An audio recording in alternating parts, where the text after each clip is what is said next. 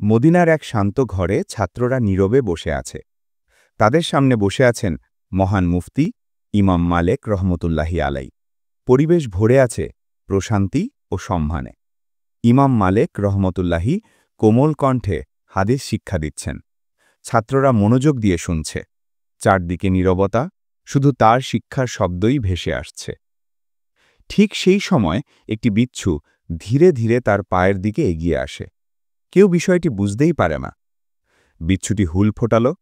ব্যথা তীব্র হলেও ইমাম মালেক রহমতুল্লাহি আলাই কোনো শব্দ করলেন না। তিনি পূর্বের মতোই হাদিস পড়াতে লাগলেন। একবার নয়, বহুবার বিচ্ছু হুল ফোটাল। ব্যথা স্পষ্ট হলেও তিনি 10 থামালেন না। শেষ পর্যন্ত ছাত্ররা তার কষ্ট বুঝতে পারল।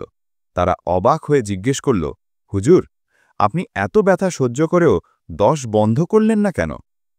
ইমাম মালেক রহমতুল্লাহি আলাই শান্ত স্বরে বললেন, আমি রসূল সাল্লাল্লাহু আলাইহি ওয়াসাল্লামের হাদিস পড়াচ্ছিলাম। আমি চাইনি কোনো কিছু সেই সম্মান নষ্ট করুক। এই কথা শোনার পর ঘরে নেমে আসে গভীর আবেগ।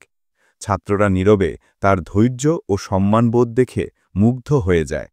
এই ঘটনা আমাদের শেখায় হাদিসের প্রতি আদব, সম্মান এবং জ্ঞানের মর্যাদা কতটা গুরুত্বপূর্ণ।